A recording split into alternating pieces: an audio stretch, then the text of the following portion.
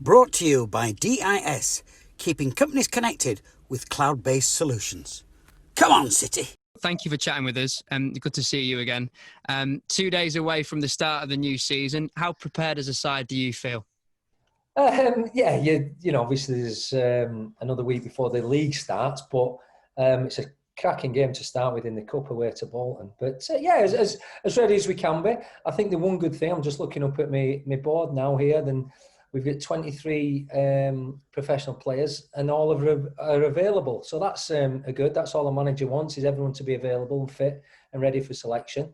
So I think the sports scientist, Ben, and the physios have done their work over the last 5 weeks. We've had, don't attempt fate, but we've, had, a couple of minor knocks. But other than that, muscle injuries, we've been very good. So hats off to the lads who've been working on that. We're ready to go. We're looking forward to playing a competitive game now. I'll ask you more about that game in particular, but just how challenging of a pre-season has it been for you, given all the regulations that have been in place because of the current COVID climate, the now salary cap that's been enforced, the finances that the club are facing as well? It must have been one of the most challenging pre-seasons you've had in your time as a manager. Well, I'll tell you what was challenging, sitting at home and, kicking my heels, and obviously with the really early days in COVID when there were a lot of people losing their lives, and that naturally that was a real sad time for everyone, for the country. But listen, once we're back playing football, we deal with it. We're doing what we love. We're out on training ground. We're out in the fresh air. We're playing. Yeah, there's little things that are certainly not like normal, but we're lucky. We're back doing what we love doing. The salary caps and all the things that's gone is we deal with it. It's no big issue now, and we just look forward to. We can only influence what we can influence. So all we're doing is concentrating on what we can affect, and we're all ready to go now. How is the mood in the camp there? You say that the players are raring to go. They must be champing at the bit to get back out there and play some professional football again. Yeah, they certainly are. I think since we've come back, the attitude application's been first class. They're under no two minds what we're after as a group, what we require from them on and off the park, where they conduct themselves around the place, and we want to have that work ethic and team unity that all successful sides need. And we've seen a real good upturn. And speaking to some of the staff that were here, previously, I think we've got everyone, wants to be here, wants to do well for the club, and are all sort of pushing in the same direction. Up first for you is the Carabao Cup, the League Cup, round one of that. How do you approach that competition for you in this season? You mentioned at the start that the league is not only until next week. So how do you approach this one when you put your team together? Oh, flat out for a victory. It's against one of our rivals, naturally in the same division as us. Just came down, new manager, but no, it's a game that we desperately want to progress in. So we'll be looking to go there and be very, very competitive and do the very best we can. So no, we'll probably treat it as if it's a first league game. It's an important game to us. Yeah, naturally it will take, I don't know, another 5-6 games until we're fully up to speed with everyone. I think most of the lads have got 90 minutes under the belt. So, there will still be a lot of things to improve on naturally. But no excuses. We're going there to be very competitive and hopefully win the game. With the preparation that you've had, Stuart, and the pre-season results that you've had as well, are you confident in what your best team and best formation is now going into the new season? Yeah, we've done some good work on the training ground since day one. There is different systems naturally, but even in one specific system, we've got players who can play it differently. There's all different manners to go about things. So they're all, we've got strengths, in playing a certain system, and then we've got strengths playing a different system. But we're very comfortable. We'll learn as we go naturally. Even on the training ground today, there's a couple of things that got flagged up, and we have to reiterate. But it's good that that's happening. And then we can, this is what happens from now on, and we all know what we're doing. And I think you do have to keep reiterating it to the lads, after a couple of weeks, and you've got to keep on top of it. I think the higher you go, the higher level you go, obviously ability is higher, but I also think the focus and concentration of your top players is a good quality when you go higher up, and that's what we've got to try to instill into our lads.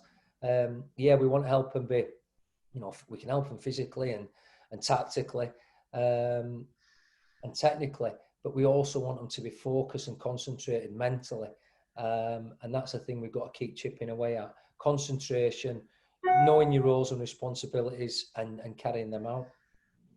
I remember speaking to you after the Huddersfield game, and the 4 players in the box going forward was something that stuck with me, and that's been reflected in the goals that you've scored in pre-season, but you were very well aware of the goals that had gone in at the other end. So have you been working hard to try and shore up that part of your game?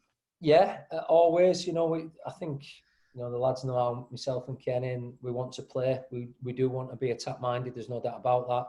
We want to put balls in the box and have shots at goal and crosses and everything to give you an opportunity to score goals which win games.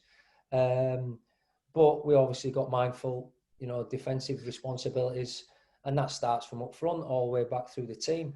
We have played a high caliber side this pre-season, and in the you look at the individual players we've been up against have been good quality.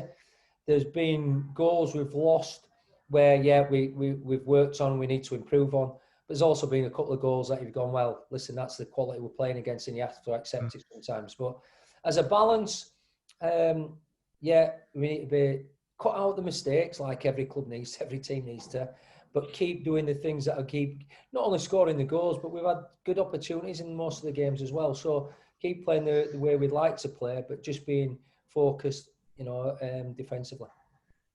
Recruitment-wise, I spoke to you about that as well after the Huddersfield game. You said that you were still active in the window. You were looking to try and bring the right players in, was the predominant word there. Are you still on the search for that right player and it being the right fit for your side? Yeah, always. We're always reviewing things, but I think when we came in, obviously with the 4 young lads joining us, but we had lads coming back from loans from last season that had not seen play. Sam Hornby, obviously Jackson Longridge, Tyler French. So we need to have a good look at them. Obviously the new lads have come in, see how we all mould together. So I've been pleased with a lot of things we've seen in the games, but certainly on the training field as well. So I think it's important, we give the lads the opportunity who are here. But yes, we are obviously looking to strengthen if the right player comes about.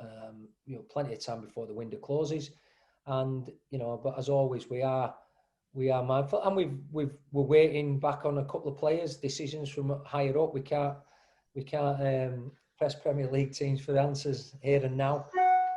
So, but yeah, we're waiting for a phone call. We might be able to get somebody in. If it doesn't happen and he don't come out, or he goes another place, there's 2 or 3 lads, then yeah, we move on. But we're also mindful that we're giving the lads here a chance to show what they can do. And as I said, we've been really impressed with where they've gone about their jobs. I suppose it lends itself to the question then, if you were to come to the end of this transfer window mid-October with your squad as it is now, would you be happy taking that into the new season? No, I think we'd like to strengthen. At the minute, as I said, we're fortunate. We've got nobody injured. We've got all 23 outfield players available, which is terrific. But no, I think once we come, I don't know, 6 weeks or longer even, we will have brought another couple of players to the football club, and I would be assured and confident of that. Final one from me, Stuart. You touched on Bolton earlier. It'll be behind closed doors. The EFL, I don't know if you've seen this in the last hour or so, have announced some pilot runs for fans being back at Cambridge. Positive news, isn't it, to have fans potentially coming back? You must be confident on that front. Yeah, it's great. Obviously, I think Cambridge are going to have the league game, and I think they're going to play Carlisle as well for the league game, the EFL game. So yeah, it's that's what we want to hear. We want everything to go well at them games.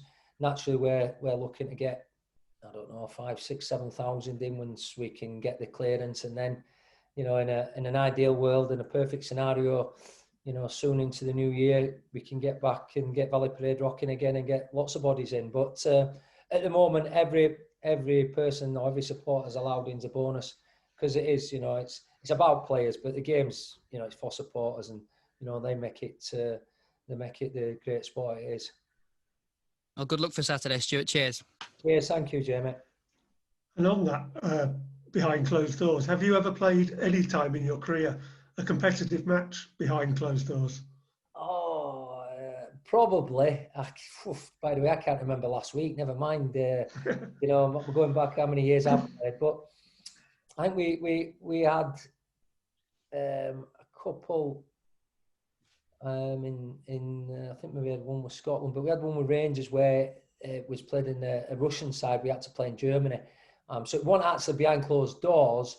But I think we had about 3,000-4,000 Rangers fans travelled over. But it was a big, massive stadium. There's only about 3,000-4,000 people in it, all supporting us, thankfully. That was like a neutral venue. But other than, mind you, I suppose sometimes the Johnson Paint or the Simod Cup, what it used to be, it was like playing behind closed doors with a lack of crowd. But no, not that I can think of off the top of my head. And obviously for the players, it's different. How is it for you as a manager when there are no fans there? Obviously the players can hear you and everything you say. Yeah, it's the worst for the players, that's for sure. But no, and you can also hear the other. Not that you'd say I'm fully focused on myself, but you can obviously hear the other coaches and managers and the other players. You can hear them shouting on if they've got a problem with certain things, and so it's always a learning curve. But I think you've got to just take everything in and listen. But yeah, it's different. It's not what we want naturally, but it's better than what we were doing, let's say 6 weeks ago, which were nothing. So it's the first step, getting back, playing competitive games, and I say sooner the better we can get fans back into the stadiums would be great. But for now, we just want to make sure we do the best we can, and we're in the best possible position when we do start letting fans coming back into the grounds. As you said, all 23 players fit at the moment. It's more than any other season. It's going to be a squad fixture list and necessity this time, isn't it? Because of the late start and the number of games you're going to have to cram in. Yeah, definitely so. We've straight away we've got a game Saturday, Tuesday, Saturday. Now, obviously, depending on if we progress in the cup on Saturday, we'll have midweek games until we get knocked out. Now, we'll take that on the chin and see how many games we've got in that. But I think I just looked at I don't know if it's October or November. We've got about 8 games already in 1 month, so it certainly will be, and especially early on until the lads get to full speed. We don't want people getting to 80, 90 minutes and hanging on and getting muscle injuries then. So we will rotate. There's no doubt about that. And we've got, at the minute with everyone fit, we've got strength that we can do that. Obviously, the time comes when we pick up a few injuries, which is only natural, and then we will, we'll have to then look at things. But I say we've got everyone fit, but naturally, obviously, Levi Sutton misses out this week with the suspension carried on from last season. So everyone's fit, and we've got 22 to pick from because Levi's suspended. Okay, thanks very much, and all the best for the season. Cheers, thank you. Stuart, you were saying obviously. Let's cut. Hang on. Go on, Sam. You've got 2 questions. Make them good. All I can see is Pete's face in front of me. Oh, there it is. All I can see is yours. Oh, is it? So you're saying about you can hear sort of what the other coaches are saying. Have you got someone sort of on your bench who's having a bit cocking an ear just to hear if anything going on? No, we haven't. No, but it might be something we might start doing. I always say to Kenny, when the other opposition are making substitutions or changing people, just listening to see what they're doing if they're changing shape. But I've never even thought about it. No, I usually just focus on myself. But yeah, I might have to have a spy in the camp and listen to what's going on next door. And obviously, you're talking about managing and coaching behind closed doors. I mean, how do you sort of get it over to the players that they're playing in a proper competitive game? Because obviously, the atmosphere is lack of atmosphere is going to feel exactly the same as it was at Huddersfield, exactly the same as it was against Wigan. Yeah, listen, we've seen it since it got up and running. We started off, obviously, Germany were back first, and I watched a couple of first games of that, and I thought, this is going to be hard work. It got better, and obviously the Premiership and the Championship, it's still still not how we'd like it. But we've just got to get on with it. You know, there's nothing we can do about it. You know, they'll probably think they've got a few thousand in the crowd when they hear my voice bellowing for 90 minutes. I'll certainly be a lot more hoarse than I normally am, I would imagine. But no, it's just, listen, it's the times we're in at the moment, and it's the same for everyone. And we've just got to crackle down and knuckle down, crack on, and do the best we can. It's both, same for both sides. But, you know, we've said since day one since we've been in, you know, football, obviously there's all different facets to it, but communication's huge, you know, and you know, definitely now when you will hear voices a lot clearer. There's no excuses for not being heard out there on a pitch. Encouragement, yeah, but also information, whatever it may be, stay with the runner, turn, 1-2, whatever it may be. But to have a good voice is half the battle, and it helps your teammates. So they've always been encouraged to be vocal, and that's what we need from every one of them.